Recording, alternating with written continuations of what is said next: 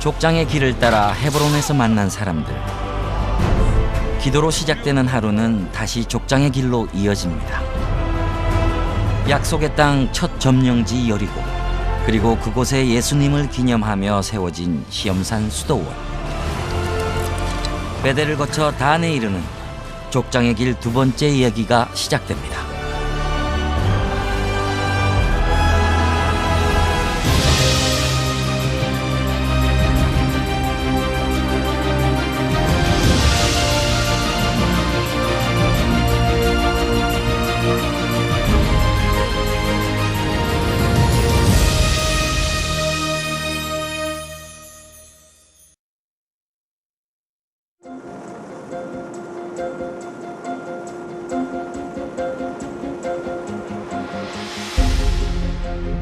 유대 광야 끝자락에 위치한 여리고.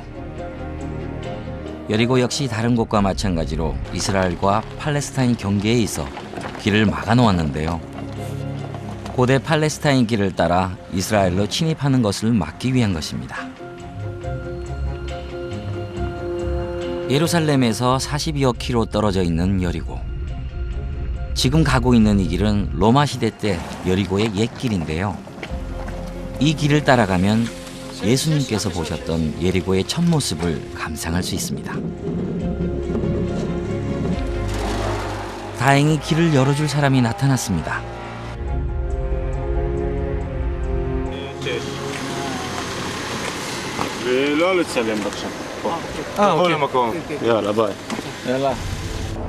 예루살렘을 출발해서 유대 광야를 지나 여리고에 도착하면 전혀 다른 느낌의 도시를 만나게 됩니다.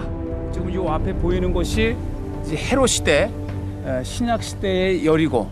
그래서 이곳 신약 시대 때 여리고를 만들어 놓고 제일 필요한 것이 물인데, 그 물을 이 와디 켈트 한가운데서 나는 샘을, 이 수로를 만들어서 이곳 여리고, 신약 시대 여리고까지 물을 보냈던 수로가 지금도 있습니다. 와디켈트 수로는 예루살렘 동쪽에서 시작하여 여리고까지 38km에 이르는 거대한 수로입니다. 와디켈트 수로를 따라 여리고에 들어오면 여리고성 예터가 나오는데요. 현재 여리고성은 발굴 중에 있지만 아직 10분의 1도 발굴이 안 된 상태입니다. 출애굽한 이스라엘 백성이 40년 만에 광야길을 지나서 첫 가나안 성, 바로 이 여리고 성을 이제 무너뜨리고 정복한 첫 도시입니다. 이스라엘 백성이 하루에 한 바퀴씩 돌다가 7일째 되는 날엔 7바퀴를 돌고 함승을 지르자 무너진 성 여리고. 거대하고 견고했던 여리고 성의 흙벽돌 성벽을 보면 절대 무너질 것 같지가 않습니다. 광야라고 믿기 힘든 그러한 풍요로운 지역이면서 이미 수천 년 전서부터 여리고를 종려의 성읍이라, 이 오아시스가에 자라고 있는 이 종려 나무, 그 대표적인 마을이 바로 이 여리고입니다. 여리고에 종려나무가 많은 것은 샘이 있기 때문입니다. 엘리사의 샘이라 부르는 곳에서 수천 년 동안 물이 솟아나고 있는데요. 도시에 필요한 물을 해결하기에 충분한 양입니다.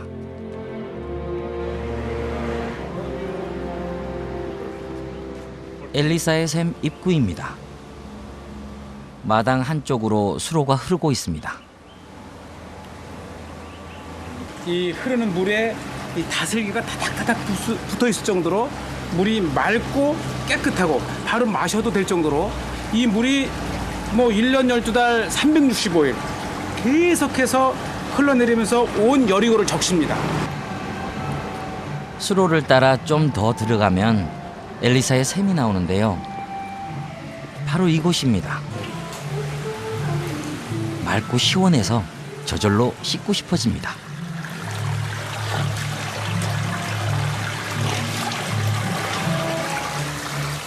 이렇게 많은 물이 1년 12달 온 여리고를 적시는데, 이것이 한 군데 있는 것이 아니라 이 일대에 여러 곳에서 이 물이 터져나오고, 이것이 만나는 곳은 정말 깊은 산골에 아주 큰 개울을 만나는 것 그렇게 물이 흘러내려갑니다.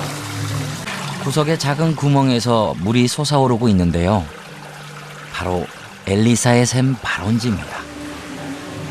하나님이 약속하신 젖과 꿀이 흐르는 땅, 여리고입니다. 바로 저 앞에 보이는 산이 시험산입니다.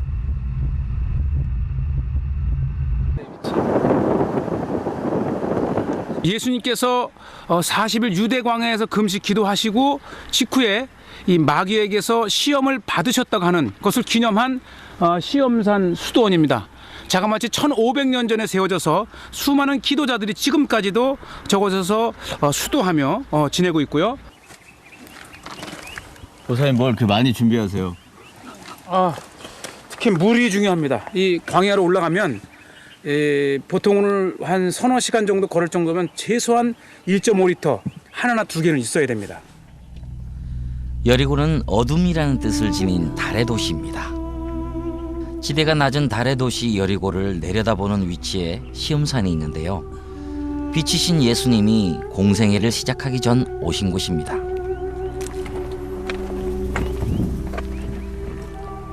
시험산을 가야 되는데 이제 완만하게 지금 돌아서 올라가는 길이 있고요. 아예 그냥 가파른 길을 정통으로 가로질러 가는 것도 있는데 좀 힘들긴 해도 일단 시간을 단축할 수 있고. 거칠면 거친 대로의 맛이 있기 때문에 우리는 가파른 길을 선택해 정상에 오르기로 했습니다. 그러나 오를 때의 시험산엔 따로 길이 없더군요. 그저 마음이 닿는 곳으로 발길을 조심하면서 올라가면 됩니다. 생각보다 경사가 심하죠. 정상에 거의 다 온 것처럼 생각되지만 보이는 것처럼 가깝지는 않은데요. 오르기에 쉽지 않은 산이 바로 시험산인 것 같습니다.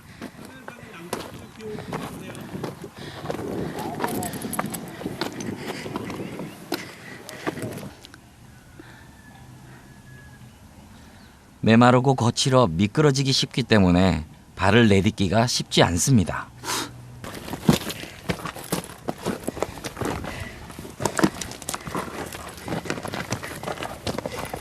거친 돌산이고요. 그래서 한 발 한 발 조심스럽게 올라가야 되고 이 산을 오르는 것 자체가 하나의 수련입니다. 한 발 한 발 주님을 생각할 수 있고 자신을 돌아볼 수 있는 수련의 길입니다. 콰란타나 40이란 뜻인데요. 시험산을 콰란타나 40의 산이라고도 부릅니다. 공생애를 시작하기 전 예수님께서 40일 금식 기도를 마치고 이 산에 올라 시험을 받으셨기 때문입니다.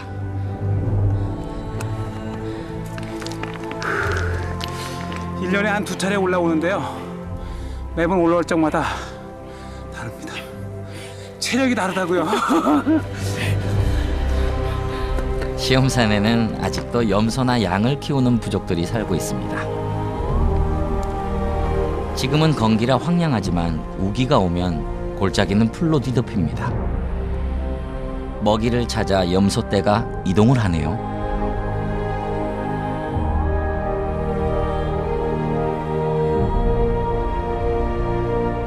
정상에 오르니 달의 도시 여리고가 한눈에 내려다 보입니다. 시험산 정상의 미완성 건물 벽 안에서 나귀를 탄 소년이 나옵니다. 소년이 나온 이곳은 수도원을 짓담한 터입니다.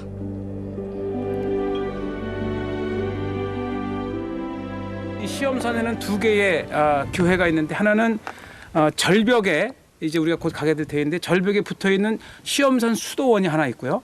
또 이 산 정상에 지금과 같은 거대한 수도원을 짓다가 중단된 ter이 있죠. 사실 우리가 이 맨손으로 걸어오기도 힘든데 이 모든 돌을 하나하나 올린다는 것은 아마 신앙심에 돌을 하나하나 들어 올려 쌓을 적마다 아마 신앙을 심은 것이 아닌가. 시험산 정상의 지형을 있는 그대로 이용해 짓고 있던 수도원 터는 현재 유적처럼 남아 있는데요. 부서지고 깨져서 건물이 되지 못한 모습이 안타까움을 줍니다. 겉으로 보이는 벽은 멀쩡한데 속은 비어있는 수도원의 터. 여러 가지를 생각하게 합니다. 정상을 내려오다 보면 절벽을 깎아 만든 시험산 수도원이 있는데요. 그 옆으로 수많은 기도 굴들이 있습니다. 오, 위험해 보입니다.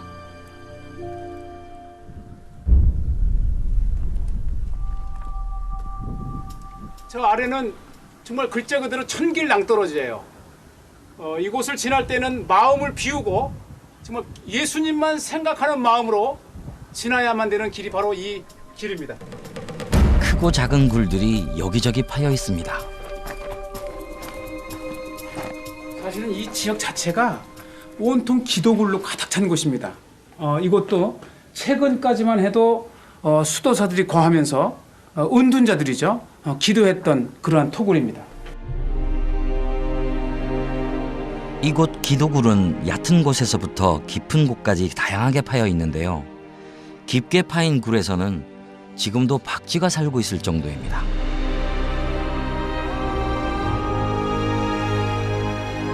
고요한 침묵만이 감도는 시험산의 기도굴. 하나님의 세미한 음성도 크게 들리는 듯합니다. 이러한 굴에 이미 1500년 전 이전부터 예수님께서 시험 받으신 이 장소에서 기도하고픈 그러한 기도자들이 이 토굴 구석구석에 거하면서 온전히 하나님께만 예수님께만 기도했던 그러한 정말 기도의 장소가 바로 이곳 시험산 수도원입니다. 기도굴 골짜기 너머에는 시험산 수도원이 90도 가까운 절벽에 지어져 있는데요. 어떻게 지어졌을지 그저 감탄만 나옵니다. 수도원을 보고 있노라면 하나님에게 온전히 집중하고자 했던 수도사들의 마음이 그대로 전해지는 것 같습니다. 절벽 끝자락엔 수도원으로 들어가는 길이 벽을 따라 계단을 이루고 있는데요. 기도굴에서 보았던 것과는 달리 수도원에 들어오면 안정감이 듭니다.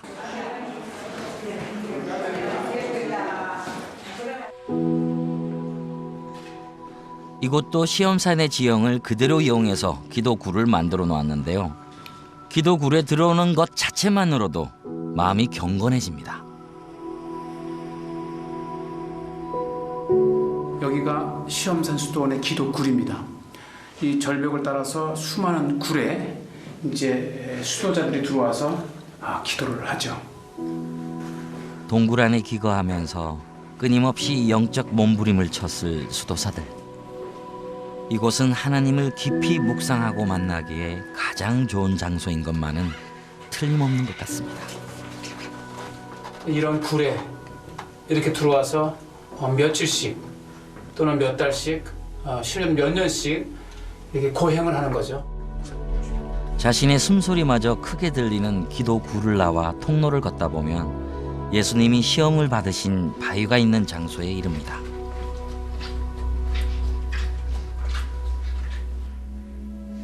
바위를 깎아 굴을 파놓은 기도 장소와는 달리 이곳은 조금 다른 느낌인데요. 예배당으로 꾸며져 있습니다. 벽화 아래에는 예수님께서 시험 받으신 바위가 있는데요. 수도원은 바로 이 바위를 중심으로 세워진 것입니다. 40일 금식 기도를 마치고 시험산에 오르신 예수님. 영적으로 가장 예민하게 깨어 있을 그때 예수님은 시험을 받으십니다.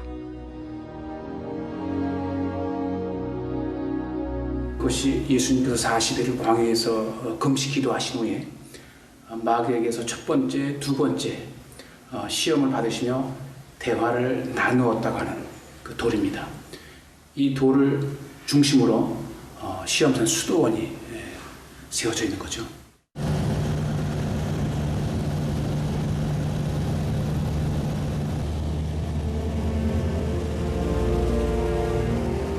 에브라임은 현재 이스라엘의 서안 지구에 속하는 팔레스타인 지역입니다. 근데 보이십니까? 마을 한가운데 서 있는 저 십자가. 지금 저는 그 에브라임이라는 동네 현재 지명 타이베라고 하는 마을에 와 있습니다. 예수님께서 나사로를 살린 후에 유대인들의 시기로 유대인들이 예수님을 죽일 모의를 할 때 예수님께서 빈들 가까운 곳 에브라임이라는 동네에 머무시더라. 요한복음 11장 54절의 말씀입니다. 그것의 전통에 따라서 예수님께서 빈들 가까운 곳 이곳 에브라임에 머물렀다는 것을 기념을 해서 이렇게 교회가 세워져 있고, 예수님이 머무셨던 빈 들판에 세워진 교회터는 비잔틴 시대에 세워진 것인데요. 불타고 무너진 흔적만이 교회였다는 것을 보여줍니다.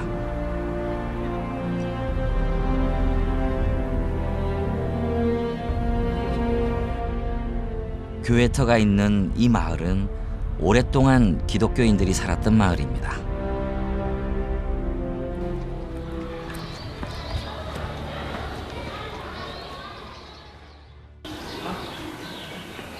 이 팔레스타인 마을에서 모스크만큼 많은 게 교회입니다. 보통 이 팔레스타인 마을에 들어가면 이게 모스크에 들 텐데 이 마을만큼은 교회가 많습니다.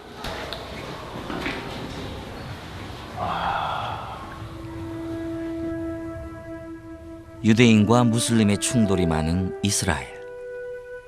이스라엘 내의 아랍 기독교인들은 어느 편도 들 수 없었는데요.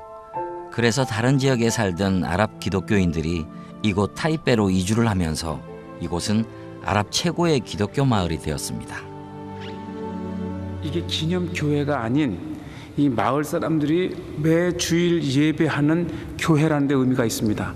이 팔레스타인에 하루빨리 이렇게 많은 교회들이 전 지역에 퍼졌으면 좋겠어요. 교회를 벗어나 마을길을 걸으면 아랍인들을 쉽게 만날 수 있습니다. 마을을 순례하다 찻집에 들렀는데요. 역시나 아랍인들만 있습니다. 과연 이곳의 아랍인들도 기독교인들일까요? 궁금합니다. Play card and play and sleep together. Yeah. But now we have the chair here I see. and three chairs. Yes. All the people here are Christian. 아니, 터번을 쓰고 있는 분이 계세요. 이분도 기독교인일까요?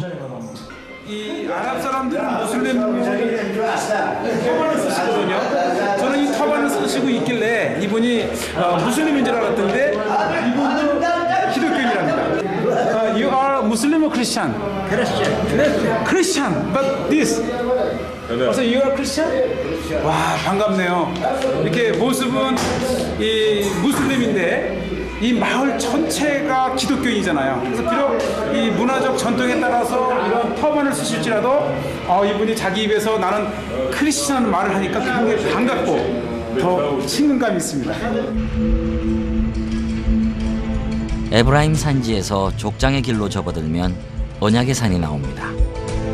세겜을 지나 헤브론으로 향하던 아브라함이 하나님으로부터 약속의 땅을 주신다는 언약을 다시 받은 곳인데요. 이 산은 베델과 아이 사이에 있습니다. 지금 제가 서 있는 곳은 베델과 아이 사이 언약의 산이라고 하는 곳입니다. 이곳에서 아브라함은 이 롯과 내가 좌하면 내가 우하고 내가 우하면 내가 좌하리라 하면서 이제 롯과 헤어진 곳이고, 하나님은 이곳에서 아브라함에게 내가 동서남북을 바라보라. 내가 내게 보이는 땅을 내가 내게 영원히 주리라. 라는 약속을 한 곳이 바로 이곳 언약의 산입니다. 아브라함에게 있어 상수리 나무는 많은 의미가 있습니다.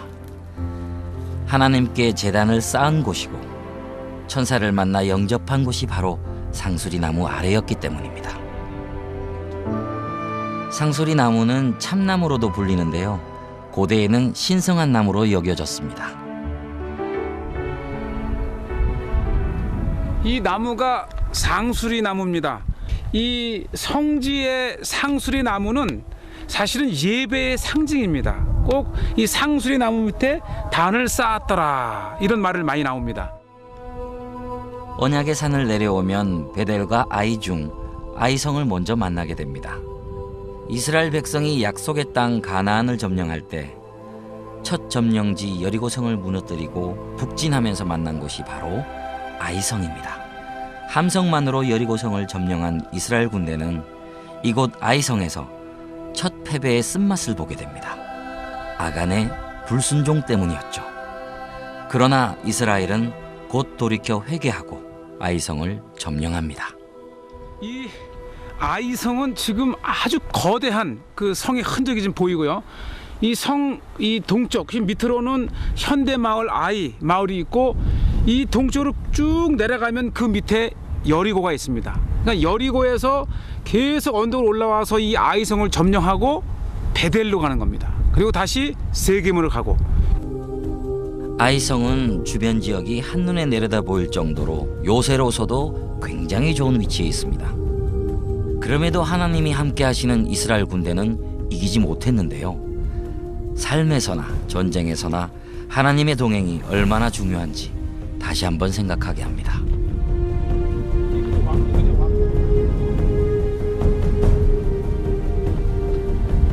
이 아이성에 올라와 보면 아이성이 굉장히 규모가 컸다, 참 거대했다 그런 생각이 듭니다.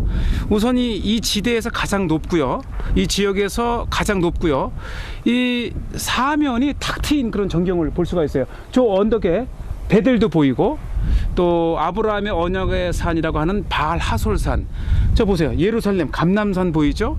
또 이 동쪽으로는 저 밑에 이 여리고가 있는 요단 계곡이 잘 보이는, 참 요새로서의 역할을 한 것이 아이성 같다는 생각이 듭니다. 굉장히 참 거대했었어요.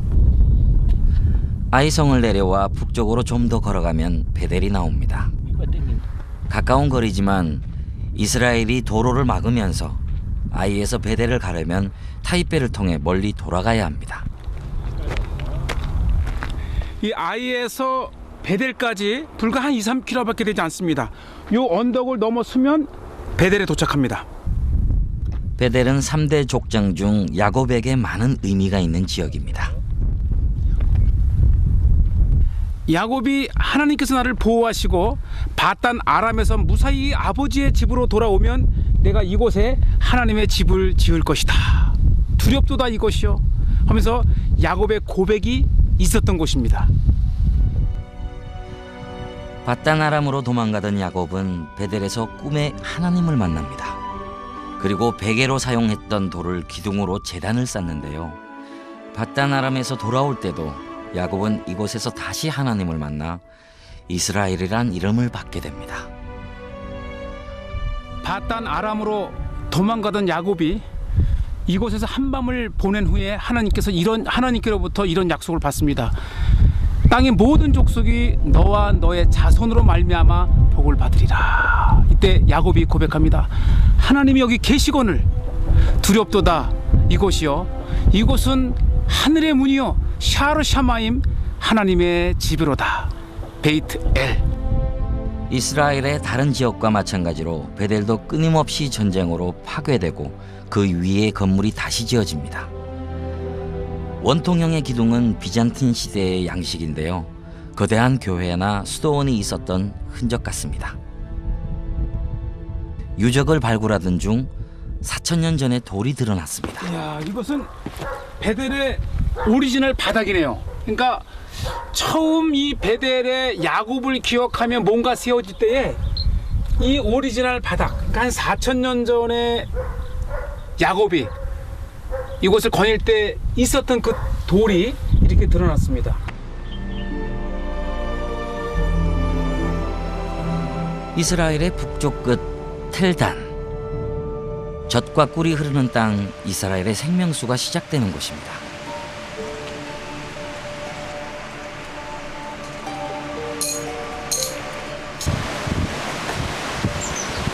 숲으로 들어갈수록 물소리가 점점 커지는데요. 텔단은 이스라엘의 가장 북쪽에 위치한 땅이고요. 이곳이 바로 갈릴리의 2대 수원 중에 하나입니다. 그 넓은 갈릴리 호수를 채우는 그 수많은 물이 이 텔단에서 솟아나는 이 물과 이 헬몬산 기슭 가이사라 빌립보에서 이 두 물줄기가 엄청난 갈릴리 호수를 채웁니다. 이스라엘 남쪽의 광야와는 달리 이곳 북쪽 텔단은 생명수의 발원지답게 큰 물과 나무들로 뒤덮여 있습니다.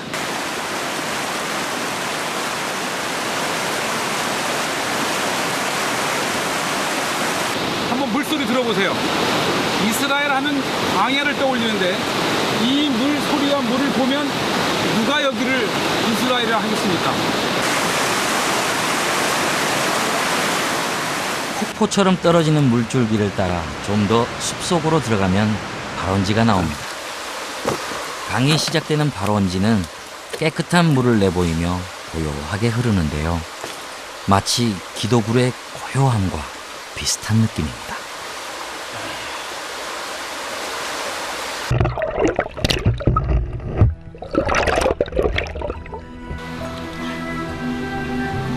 이것이 엄청난 텔단의 수원입니다. 이곳의 물이 갈릴리로 흘러들어가서 갈릴리를 통해서 전 이스라엘에 적시는 그러한 물의 수원이죠. 발원지의 맑은 물처럼 우리의 삶도 하나님의 빛 아래서 고요하고 깨끗하기를 소망합니다.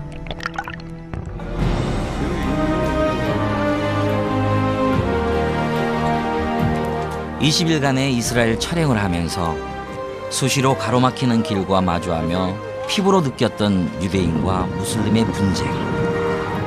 그러나 광야의 고요 속에서 세미한 음성으로 말씀하시는 주님의 음성을 듣는 귀한 시간이기도 했습니다.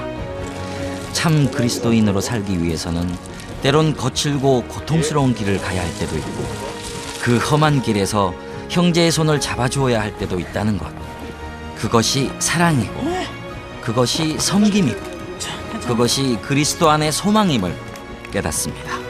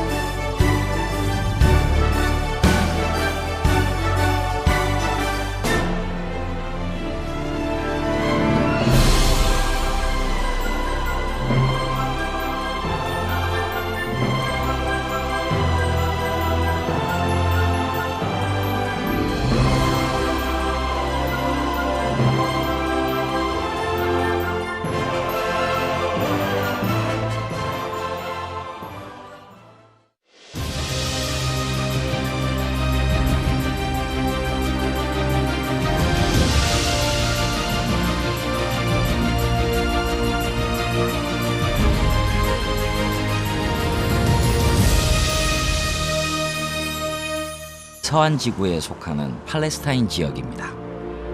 근데 보이십니까? 마을 한가운데 서 있는 저 십자가. 지금 저는 그 에브라임이라는 동네 현재 지명 타이베라고 하는 마을에 와 있습니다.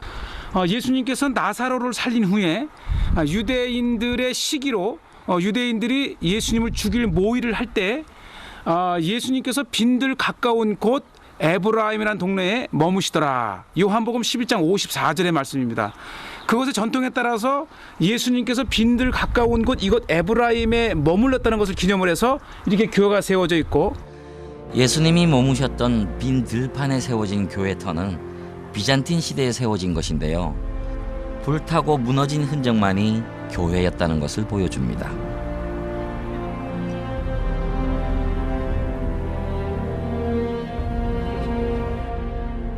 교회터가 있는 이 마을은 오랫동안 기독교인들이 살았던 마을입니다.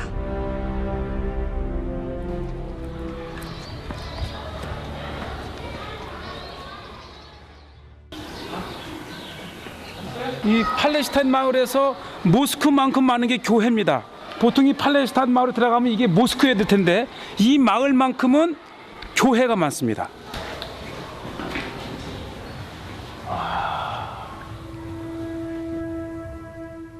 유대인과 무슬림의 충돌이 많은 이스라엘. 이스라엘 내의 아랍 기독교인들은 어느 편도 들 수 없었는데요. 그래서 다른 지역에 살던 아랍 기독교인들이 이곳 타이베로 이주를 하면서 이곳은 아랍 최고의 기독교 마을이 되었습니다. 이게 기념교회가 아닌 이 마을 사람들이 매 주일 예배하는 교회라는 데 의미가 있습니다. 이 팔레스타인에 하루빨리 이렇게 많은 교회들이 전 지역에 퍼졌으면 좋겠어요. 교회를 벗어나 마을길을 걸으면 아랍인들을 쉽게 만날 수 있습니다. 마을을 순례하다 찻집에 들렀는데요. 역시나 아랍인들만 있습니다. 과연 이곳의 아랍인들도 기독교인들일까요? 궁금합니다. Play card and play and speak together. Yeah. But now we have the church here I see. and three churches. Yes. All the people here are Christian. 아니, 터번을 쓰고 있는 분이 계세요. 이분도 기독교인일까요? 이 아랍 사람들은 무슬림 터반을 쓰시거든요. 저는 이 터반을 쓰시고 있길래 이분이 무슬림인 줄 알았던데 이분도 기독교인이랍니다. You are Muslim or Christian? Christian. But this. So you are Christian? 와, 반갑네요. 이렇게 모습은 이 무슬림인데 이 마을 전체가 기독교인이잖아요. 그래서 비록 이 문화적 전통에 따라서 이런 터반을 쓰실지라도 이분이 자기 입에서 나는 크리스천이라는 말을 하니까 굉장히 반갑고 더 친근감이 있습니다. 에브라임 산지에서 족장의 길로 접어들면 언약의 산이 나옵니다. 세겜을 지나 헤브론으로 향하던 아브라함이 하나님으로부터 약속의 땅을 주신다는 언약을 다시 받은 곳인데요. 이 산은 베델과 아이 사이에 있습니다. 지금 제가 서 있는 곳은 베델과 아이 사이 언약의 산이라고 하는 곳입니다. 이곳에서 아브라함은 이 롯과 내가 좌하면 내가 우하고 내가 우하면 내가 좌하리라 하면서 이제 롯과 헤어진 곳이고, 하나님은 이곳에서 아브라함에게 내가 동서남북을 바라보라. 내가 내게 보이는 땅을 내가 내게 영원히 주리라. 라는 약속을 한 곳이 바로 이곳 언약의 산입니다. 아브라함에게 있어 상수리 나무는 많은 의미가 있습니다. 하나님께 제단을 쌓은 곳이고 천사를 만나 영접한 곳이 바로 상수리 나무 아래였기 때문입니다. 상수리 나무는 참나무로도 불리는데요. 고대에는 신성한 나무로 여겨졌습니다. 이 나무가 상수리 나무입니다. 이 성지의 상수리 나무는 사실은 예배의 상징. 유적처럼 남아 있는데요. 부서지고 깨져서 건물이 되지 못한 모습이 안타까움을 줍니다. 겉으로 보이는 벽은 멀쩡한데 속은 비어있는 수도원의 터. 여러 가지를 생각하게 합니다. 정상을 내려오다 보면 절벽을 깎아 만든 시험산 수도원이 있는데요. 그 옆으로 수많은 기도 굴들이 있습니다. 오, 위험해 보입니다.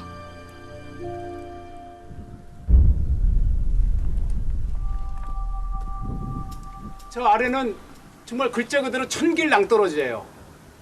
이곳을 지날 때는 마음을 비우고 정말 예수님만 생각하는 마음으로 지나야만 되는 길이 바로 이 길입니다. 크고 작은 굴들이 여기저기 파여 있습니다. 사실은 이 지역 자체가 온통 기도굴로 가득 찬 곳입니다. 이곳도 최근까지만 해도 수도사들이 거하면서 은둔자들이죠. 기도했던 그러한 토굴입니다. 이곳 기도굴은 얕은 곳에서부터 깊은 곳까지 다양하게 파여 있는데요. 깊게 파인 굴에서는 지금도 박쥐가 살고 있을 정도입니다.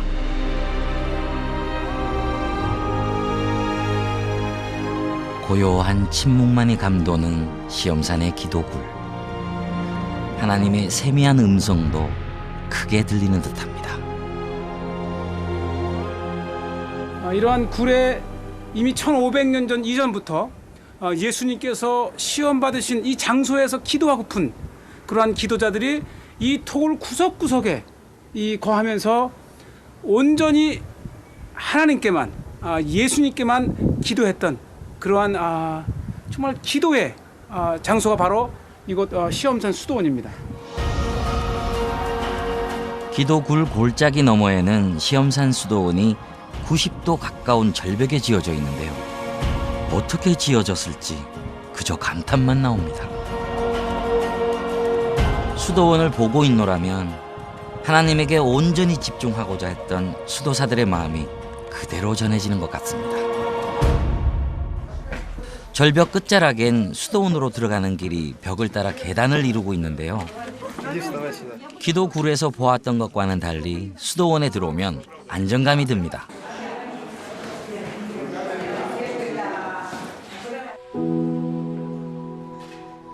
이곳도 시험산의 지형을 그대로 이용해서 기도굴을 만들어 놓았는데요. 기도굴에 들어오는 것 자체만으로도 마음이 경건해집니다. 여기가 시험산 수도원의 기도굴입니다. 이 절벽을 따라서 수많은 굴에 이제 수도자들이 들어와서 기도를 하죠. 동굴 안에 기거하면서 끊임없이 영적 몸부림을 쳤을 수도사들. 이곳은 하나님을 깊이 묵상하고 만나기에 가장 좋은 장소인 것만은 틀림없는 것 같습니다. 이런 굴에 이렇게 들어와서 며칠씩 또는 몇 달씩 실은 몇 년씩 이렇게 고행을 하는 거죠. 자신의 숨소리마저 크게 들리는 기도굴을 나와 통로를 걷다 보면 예수님이 시험을 받으신 바위가 있는 장소에 이릅니다.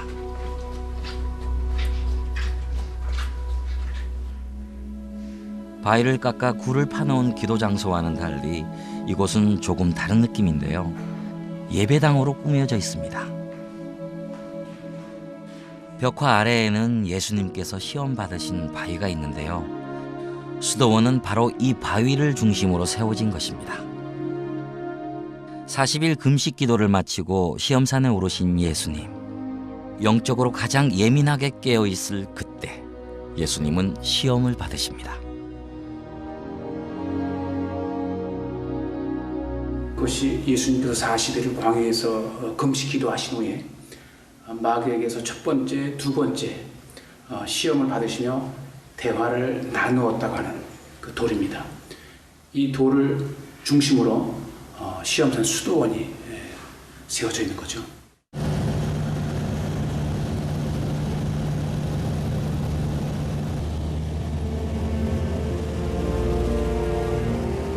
에브라임은 현재 이스라엘의 족장의 길을 따라 헤브론에서 만난 사람들. 기도로 시작되는 하루는 다시 족장의 길로 이어집니다. 약속의 땅 첫 점령지 여리고, 그리고 그곳에 예수님을 기념하며 세워진 시험산 수도원. 베델을 거쳐 단에 이르는 족장의 길 두 번째 이야기가 시작됩니다.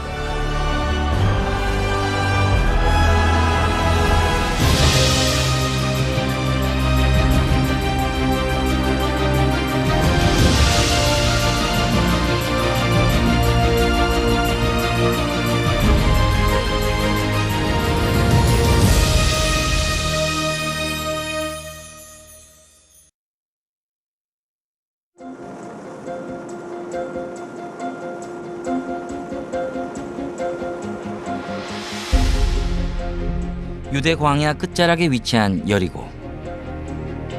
여리고 역시 다른 곳과 마찬가지로 이스라엘과 팔레스타인 경계에 있어 길을 막아 놓았는데요. 고대 팔레스타인 길을 따라 이스라엘로 침입하는 것을 막기 위한 것입니다. 예루살렘에서 42여 킬로 떨어져 있는 여리고. 지금 가고 있는 이 길은 로마 시대 때 여리고의 옛길인데요. 이 길을 따라가면 예수님께서 보셨던 예리고의 첫 모습을 감상할 수 있습니다. 다행히 길을 열어줄 사람이 나타났습니다.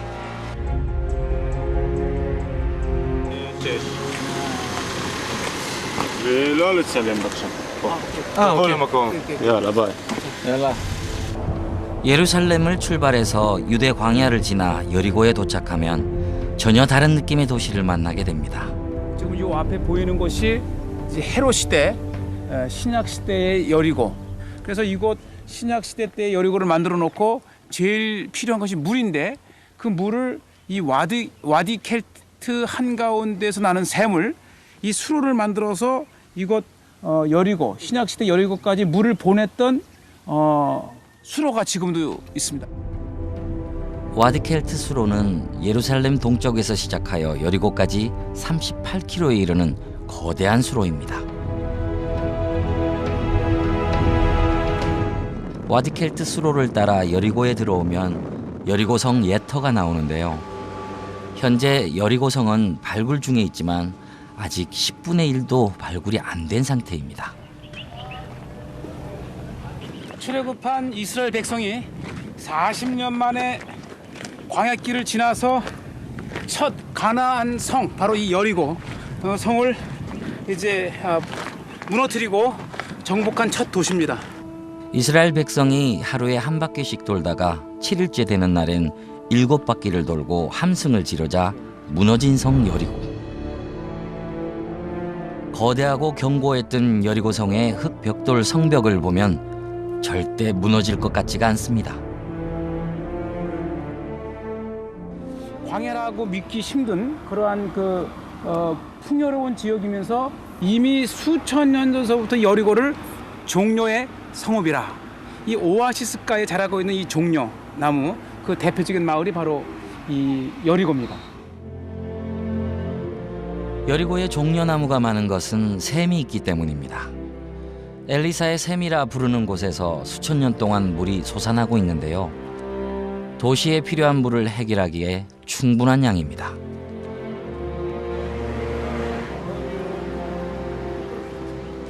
엘리사의 샘 입구입니다. 마당 한쪽으로 수로가 흐르고 있습니다. 이 흐르는 물에 이 다슬기가 타닥타닥 붙어 있을 정도로 물이 맑고 깨끗하고 바로 마셔도 될 정도로 이 물이 뭐 1년 12달 365일 계속해서 흘러내리면서 온 여리고를 적십니다. 수로를 따라 좀 더 들어가면 엘리사의 샘이 나오는데요. 바로 이곳입니다. 맑고 시원해서 저절로 씻고 싶어집니다.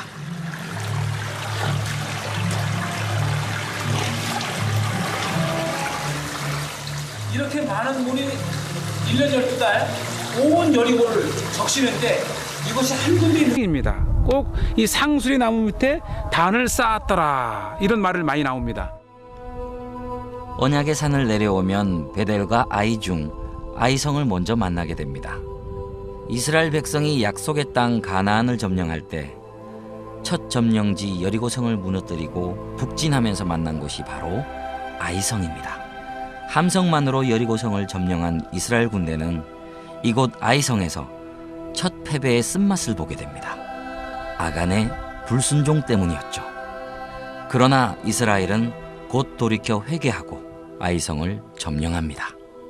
이 아이성은 지금 아주 거대한 그 성의 흔적이 좀 보이고요. 이 성, 이 동쪽, 밑으로는 현대마을 마을이 있고, 이 동쪽으로 쭉 내려가면 그 밑에 여리고가 있습니다. 그러니까 여리고에서 계속 언덕으로 올라와서 이 아이성을 점령하고 베델로 가는 겁니다. 그리고 다시 세겜으로 가고. 아이성은 주변 지역이 한눈에 내려다 보일 정도로 요새로서도 굉장히 좋은 위치에 있습니다.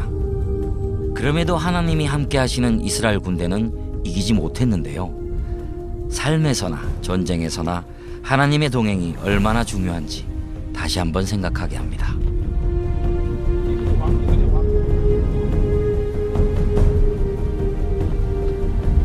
이 아이성에 올라와 보면 아이성이 굉장히 규모가 컸다, 참 거대했다, 그런 생각이 듭니다. 우선 이 지대에서 가장 높고요, 이 지역에서 가장 높고요, 이 사면이 탁 트인 그런 전경을 볼 수가 있어요. 저 언덕에 베델도 보이고 또 아브라함의 언약의 산이라고 하는 바알 하솔산, 저 보세요, 예루살렘 감람산 보이죠? 또 이 동쪽으로는 저 밑에 이 여리고가 있는 요단 계곡이 잘 보이는, 참 요새로서의 역할을 한 것이 아이성 같다는 생각이 듭니다. 굉장히 참 거대했었어요. 아이성을 내려와 북쪽으로 좀 더 걸어가면 베델이 나옵니다. 가까운 거리지만 이스라엘이 도로를 막으면서 아이에서 베델을 가려면 타이베를 통해 멀리 돌아가야 합니다. 이 아이에서 베델까지 불과 한 2-3km밖에 되지 않습니다. 요 언덕을 넘어서면 베델에 도착합니다. 베델은 3대 족장 중 야곱에게 많은 의미가 있는 지역입니다. 야곱이 하나님께서 나를 보호하시고 바단 아람에서 무사히 아버지의 집으로 돌아오면 내가 이곳에 하나님의 집을 지을 것이다, 두렵도다 이것이요 하면서 야곱의 고백이 있었던 곳입니다. 바단 아람으로 도망가던 야곱은 베델에서 꿈에 하나님을 만납니다. 그리고 베개로 사용했던 돌을 기둥으로 제단을 쌓는데요. 바단 아람에서 돌아올 때도 야곱은 이곳에서 다시 하나님을 만나 이스라엘이란 이름을 받게 됩니다. 바단 아람으로 도망가던 야곱이 이곳에서 한밤을 보낸 후에 하나님께로부터 이런 약속을 받습니다. 땅의 모든 족속이 너와 너의 자손으로 말미암아 복을 받으리라. 이때 야곱이 고백합니다. 하나님이 여기 계시거늘 두렵도다 이곳이요, 이곳은 하늘의 문이요 샤르 샤마임 하나님의 집으로다. 베이트 엘. 이스라엘의 다른 지역과 마찬가지로 베델도 끊임없이 전쟁으로 파괴되고 그 위에 건물이 다시 지어집니다. 원통형의 기둥은 비잔틴 시대의 양식인데요. 거대한 교회나 수도원이 있었던 흔적 같습니다. 유적을 발굴하던 중 4,000년 전의 돌이 드러났습니다. 이야, 이것은 베델의 오리지널 바닥이네요. 그러니까 처음 이 베델의 야곱을 기억하며 뭔가 세워질 때에 이 오리지널 바닥, 그러니까 한 4,000년 전에 야곱이 이곳을 거닐 때 있었던 그 돌이 이렇게 드러났습니다.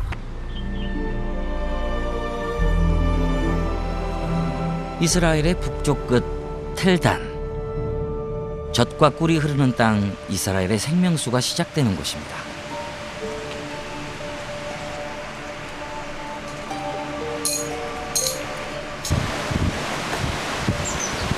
숲으로 들어갈수록 물소리가 점점 커지는데요. 텔단은 이스라엘의 가장 북쪽의 곳이 아니라 이 일대에 여러 곳에서 이 물이 터져나오고, 이것이 만나는 곳은 정말 깊은 산골에 아주 큰 개울을 만나는, 그렇게 물이 흘러내려갑니다. 구석의 작은 구멍에서 물이 솟아오르고 있는데요. 바로 엘리사의 샘 발원지입니다. 하나님이 약속하신 젖과 꿀이 흐르는 땅, 여리고입니다. 바로 저 앞에 보이는 산이 시험산입니다.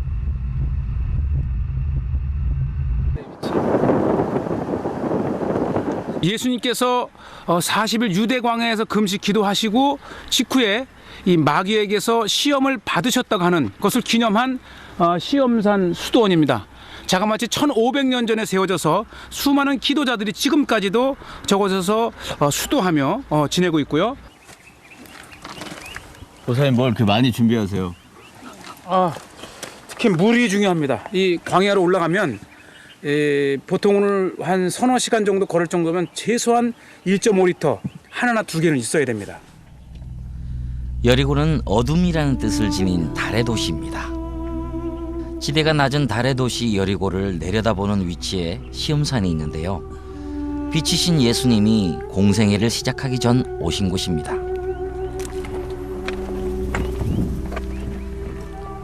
시험산을 가야 되는데 이제 완만하게 좀 돌아서 올라가는 길이 있고요. 아예 그냥 가파른 길을 정통으로 가로질러 가는 것도 있는데 좀 힘들긴 해도 일단 시간을 단축할 수 있고, 거칠면 거친 대로의 맛이 있기 때문에 우리는 가파른 길을 선택해 정상에 오르기로 했습니다. 그러나 오를 때의 시험산엔 따로 길이 없더군요. 그저 마음이 닿는 곳으로 발길을 조심하면서 올라가면 됩니다. 생각보다 경사가 심하죠. 정상에 거의 다 온 것처럼 생각되지만 보이는 것처럼 가깝지는 않은데요. 오르기에 쉽지 않은 산이 바로 시험산인 것 같습니다.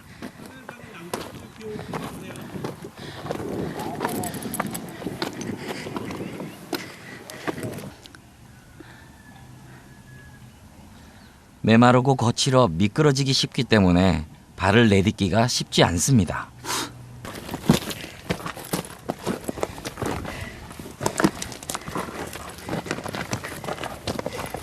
거친 돌산이고요.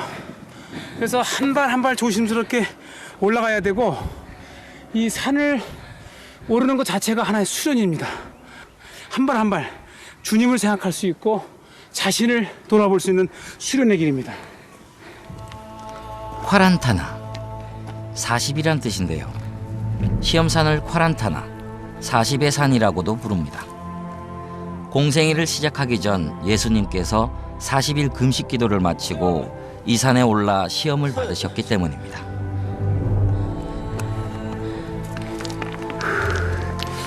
일년에 한 2차례 올라오는데요. 매번 올라올 적마다 다릅니다. 체력이 다르다고요. 시험산에는 아직도 염소나 양을 키우는 부족들이 살고 있습니다. 지금은 건기라 황량하지만 우기가 오면 골짜기는 풀로 뒤덮입니다. 먹이를 찾아 염소떼가 이동을 하네요.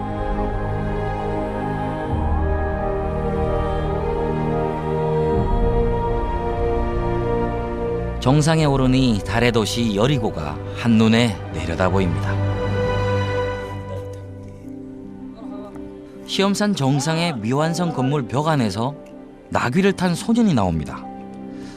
소년이 나온 이곳은 수도원을 짓담한 터입니다.